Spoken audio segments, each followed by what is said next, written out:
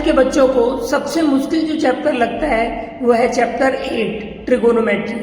तो ट्रिगोनोमेट्री में आज हम इंट्रोडक्शन करते हैं इसका, और इंट्रोडक्शन के साथ साथ इसके जो भी फॉर्मूलाज में जो यूज होते हैं उन्हें हम आज करते हैं। और ये बहुत ही आसान ट्रिक से, अगर आज की वीडियो आप देखोगे तो कभी इसको भूल ही नहीं सकते हो। तो आज हम चलो शुरू करते हैं, वीडियो को अंत तक जरूर देखें। अब यहाँ पर क्या है, हमारा एक ट्रिगोनोमेट्री, इसे हिंदी में हम त्रिकोणमिति कहते हैं। और ट्रिगोनोमेट्री जब भी स्टार्ट करते हैं हम, तो यहाँ पर हमें ध्यान रखना है कि ये राइट एंगल ट्राइंगल लेना है। हमें कौन सा ट्राइंगल लेना है? राइट एंगल ट्राइंगल, यानी कि समकोण त्रिभुज। तो यहाँ पर राइट एंगल ट्राइंगल में ये हमारा बेस है और ये हमारा परपेंडिकुलर है, ये हमारा हाइपोटेन्यूज है। हिंदी में इसे आधार, इसे लंब और इसे कर्ण कहते हैं। तो यहाँ पर जो होता है ट्रिगोनोमेट्रिक रेशो, जो हमारे ट्रिगोनोमेट्रिक रेशो जो होते हैं वो हमारे मेनली 3 ही होते हैं। मेनली कितने होते हैं? 3। वो कौन कौन से होते हैं अभी हम मालूम करते हैं। अब देखिए यहाँ पर ये क्या है, हमारा परपेंडिकुलर अपॉन में हाइपोटेन्यूज। अगर हम परपेंडिकुलर अपॉन में हाइपोटेन्यूज करते हैं तो ये हमारा जो रेशो होता है इसको हमने नाम दिया है साइन थीटा। तो ये हमारा कौन सा बनता है? Sine theta. और ये जो थीटा एंगल है हमारा ये है। उसके बाद यानी हमारा हो गया परपेंडिकुलर अपॉन हाइपोटेन्यूज।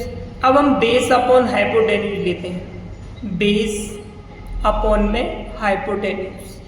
अब बेस और हाइपोटेन्यूज का जो रेशो है इसे हमने नाम दिया कॉस थीटा। तो ये हमारा कॉस थीटा बच गया।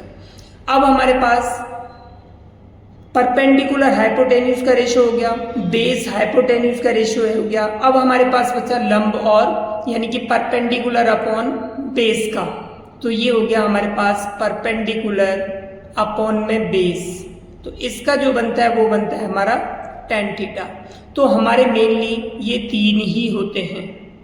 अगर हम इनका इन्वर्स करते हैं यानी कि इनका व्युत्क्रम कर दें, तो साइन का जो व्युत्क्रम होगा वो कॉसेक होगा। तो हमारा जो कॉसेक का फॉर्मूला बनेगा, कॉसेक थीटा इक्वल टू उल्टा हो जाएगा हाइपोटेन्यूज अपॉन परपेंडिकुलर। उसके बाद हमारा आता है कॉस। कॉस का जो इन्वर्स होता है वो सेक थीटा होता है। सेक का उल्टा होगा हाइपोटेन्यूज अपॉन में बेस। अब हमारे पास आता है टेन। टेन का उल्टा होगा कॉट। तो कॉट का उल्टा होगा बेस अपॉन में परपेंडिकुलर। तो हम इस तरह से कह सकते हैं इस पूरे चैप्टर में हमारे जो ट्रिगोनोमेट्रिक रेशो हैं मेनली 3 है। अगर उनका इन्वर्स कर दें तो टोटल कितने हो जाते हैं हमारे ट्रिगोनोमेट्रिक रेशो? 6 हो जाते हैं हमारे लिए। अब हम यहाँ पर शुरू करते हैं। अब ये हमारे फॉर्मूले बन गए। अब इसमें इनको फॉर्मूले को याद करने की आसान ट्रिक हम देखते हैं। तो यहाँ पर हम लिखते हैं P B P upon H B। तो हम इसको इस तरह से याद कर सकते हैं। याद करने का तरीका, पंडित बद्री प्रसाद हर हर बोले। अगर हम इस तरह से याद करते हैं पंडित बद्री प्रसाद हर हर बोले, तो ये बहुत ही आसान तरीका होगा। यानी कि हमारा यहाँ पर हम क्या करते हैं, इसको दोबारा यहाँ पे थोड़ा बड़ा बड़ा लिखते हैं, perpendicular base, perpendicular hypotenuse, hypotenuse base. हमने इसको लिख लिया। अब हम यहाँ पे क्या करते हैं, इनके ऊपर साइन लिख देते हैं पहले, फिर यहाँ पे दूसरा कॉस आता है, फिर टेन आता है। अब टेन का इन्वर्स यहाँ पे कॉट हो गया, कॉस का इन्वर्स सेक हो गया और साइन का इन्वर्स कॉसेक हो गया। तो इस तरह से हमारा फॉर्मूला याद करने का तरीका होगा sine theta is equal to perpendicular upon hypotenuse, cos theta is equal to base upon hypotenuse, tan theta is equal to perpendicular upon base. इस तरह से हमें साइन कॉस टेन के हुए। अब हमें कॉट के याद के, इनके बाकी ये जो बचे इन्वर्स हैं, तो कॉट का होगा बेस अपॉन परपेंडिकुलर, सेक का होगा हाइपोटेन्यूज अपॉन बेस और कॉसेक का होगा हाइपोटेन्यूज अपॉन में परपेंडिकुलर। तो इस तरह से हम याद रख सकते हैं। और हिंदी वाले बच्चे इस तरह से याद रख सकते हैं, लाल बटे कक्का, के ए। तो हो गया साइन का, हो गया लंब बटे करण। यहाँ पे लिख लो sine theta, cos theta, tan theta, cot theta, sec theta, cosec theta. तो ये हो जाएगा लंब बटे, साइन का हो जाएगा लंब बटे करण, कॉस का आधार बटे करण, टेन का लंब बटे आधार, कॉस का आधार बटे लंब, और ये सेक का करण बटे आधार, और कोसेक का हो जाएगा करण बटे लंब। तो इस तरह से हिंदी वाले बच्चे याद कर सकते हैं। अभी मैंने बताया कि साइन थीटा, इसका जो इन्वर्स होता है वो क्या होता है, कोसेक थीटा। तो हम लिखेंगे sine theta is equal to 1 upon cosec theta. Cos का जो इन्वर्स होता है वो सेक होता है, तो ये हो जाएगा 1 अपॉन सेक थीटा। टेन का इन्वर्स जो होता है 1 अपॉन कॉट थीटा।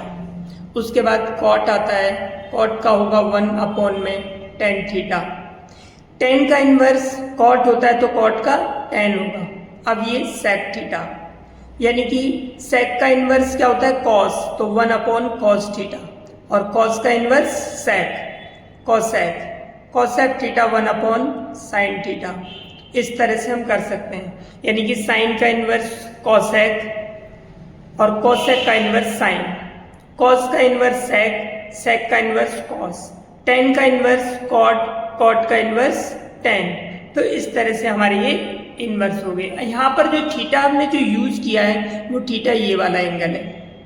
तो यहाँ पर हमारे ये इनके इन्वर्स वाले फॉर्मूले भी होंगे। अब यहाँ पे टेन में इसमें एक फॉर्मूला और होता है टेन का। तो टेन का जो फॉर्मूला है हमारा है, यहाँ पे हम लिख सकते हैं tan theta sine theta upon में कॉस थीटा। टेन कॉट का इन्वर्स होता है, तो कॉट का जो हो जाएगा उल्टा हो जाएगा, कॉस थीटा अपॉन में साइन थीटा।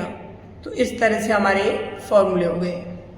ट्रिगोनोमेट्रिक रेशोज की वैल्यू की टेबल याद करने की अब जरूरत नहीं है, हम इसे बहुत ही आसान ट्रिक से इस टेबल को बनाना सीखते हैं, वो भी बिना रटे। तो कैसे बनाते हैं, चलो स्टार्ट करते हैं हम। यहाँ पर सबसे पहले क्या लिखेंगे, 0 के ऊपर, 30 के ऊपर, 45, 60 और 90 डिग्री, इनके ऊपर लिखते हैं 0, 1, 2, 3, 4। अब हम क्या करते हैं, इसमें सबके अपॉन में 4 4 डाल देते हैं, सबके अपॉन में 4 डाल देते हैं, ये डाल। फिर हम इनका सबका अंडर रूट कर देते हैं, सबका हमने यहाँ पर अंडर रूट कर दिया, सबका अंडर रूट। अब यहाँ पर हम क्या करते हैं, इसको सॉल्व करते हैं। 0 अपॉन 4 तो कितना आएगा 0, 1 अपॉन 4 इसे 1 अपॉन 4 ही लिखते हैं। 2 से 1 डिवाइड हो जाएगा, 2 से ये, तो ये आ गया रूट 1/2। इसको करेंगे, ये सॉल्व नहीं होगा, ऐसे ही रहेगा रूट 3/4।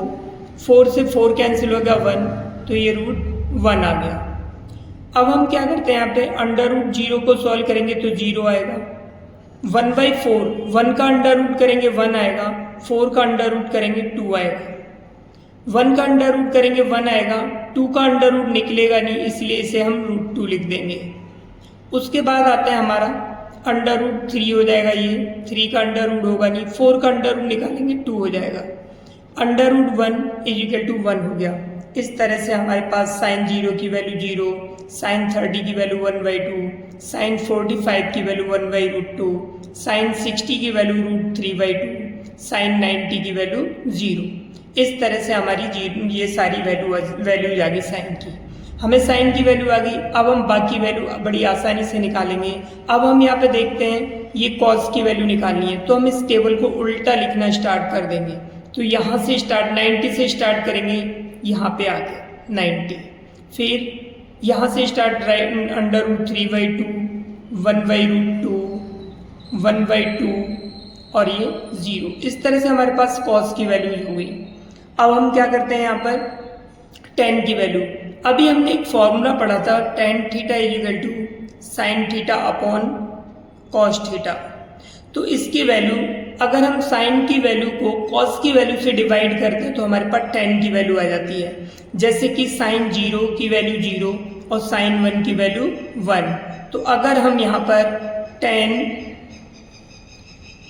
0 की वैल्यू निकालते हैं तो is equal to sine 0 upon cos 0, तो इज इक्वल टू साइन 0 की वैल्यू 0, कॉस 0 की वैल्यू 1, तो इज इक्वल टू 0 आ गई। तो इस तरह से हमारी वैल्यू 0 आ गई। 1/2 को डिवाइड करेंगे √3/2 से, 2 से 2 कैंसिल होगा, 1/√3 वैल्यू आ गई। 1/√2 को 1/√2 से डिवाइड करेंगे 1 आएगा, 2 को 2 से डिवाइड करेंगे √3/1 यानी √3, 1/0, इन्फिनिटी या नॉट डिफाइंड। इसको हम क्या लिख सकते हैं, नॉट डिफाइंड। अब उसके बाद आता है हमारा कॉट की वैल्यू। तो कॉट की वैल्यू लिखने के लिए हम इधर से स्टार्ट कर देंगे।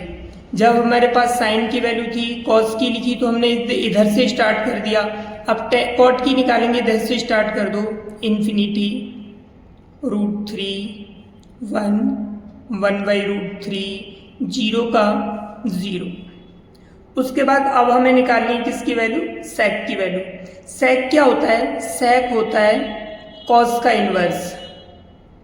सेक थीटा क्या होता है, कॉस का इनवर्स।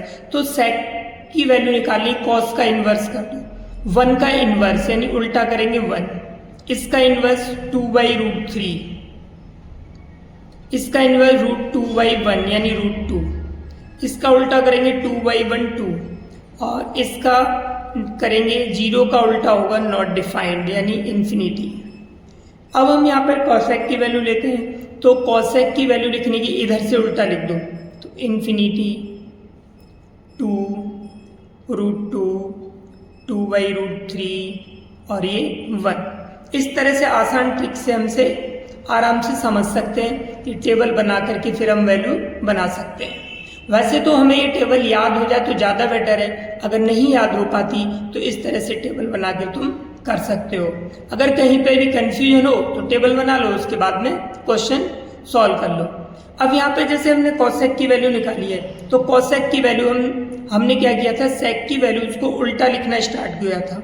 अगर हम ऐसे भी निकाल सकते हैं, कॉसेक की जो वैल्यू है साइन का इन्वर्स होता है, तो इसका इन्वर्स कर दो, 0 का इन्वर्स इन्फिनिटी, इसका इन्वर्स करेंगे 2/1, इसका इन्वर्स √2, इसका इन्वर्स 2/√3 और 1 का इन्वर्स 1। तो इस तरह से हमारी ये टेबल हो गई। अब हम बाकी केस में जो फॉर्मूला है वो लेते हैं। तो सबसे पहले हमारा sine square theta plus cos square theta = 1, एक ही फॉर्मूला है। दूसरा फॉर्मूला है हमारा sec square theta minus tan square theta = 1, और एक ये तीसरा फॉर्मूला है हमारा cosec square theta minus tan square theta = 1। Mainly हमारे ये तीन ही फॉर्मूले हैं, और इन्हीं फॉर्मूले से बहुत सारे फॉर्मूले हम इसके बना सकते हैं। जैसे कि अब देखो, यहाँ पर हमें साइन स्क्वायर थीटा की वैल्यू निकालनी है, तो हम कॉस स्क्वायर थीटा को ट्रांसफर करेंगे, तो हो जाएगा sine square theta = 1 minus cos square theta. अब बाय द वे इसकी वैल्यू हमें सिर्फ साइन स्क्वायर की ना निकाल के सिर्फ साइन की वैल्यू निकालनी है, तो साइन थीटा बराबर हो जाएगा √, ये स्क्वायर है यहाँ पे √, में हो जाएगा कॉस स्क्वायर थीटा। इस तरह से वैल्यू आ गई। अगर हमें बाय द वे कॉस की वैल्यू निकालनी है, तो कॉस स्क्वायर थीटा = अब इस साइन को ट्रांसफर करेंगे 1 माइनस साइन स्क्वायर थीटा। अगर ओनली कॉस की वैल्यू निकालनी है तो √1 माइनस साइन स्क्वायर थीटा।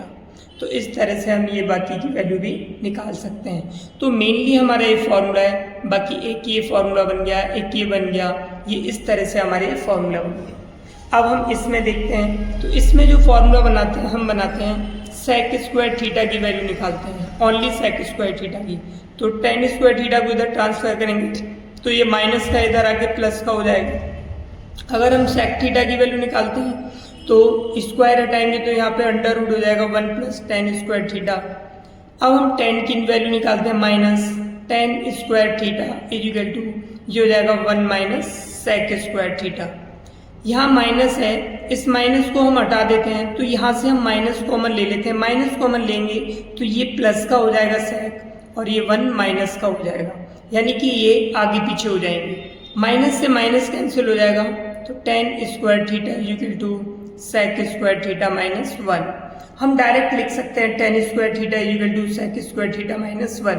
अब हमें यहाँ पे टेन थीटा की वैल्यू निकालनी है, तो ये हो जाएगा √ सेक स्क्वायर थीटा माइनस 1।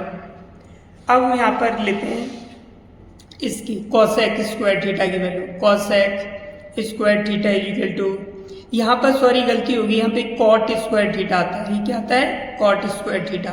तो कॉसेक स्क्वायर थीटा = 1 माइनस, यानी कि ये माइनस से प्लस हो जाएगा cot square theta, cosec square theta.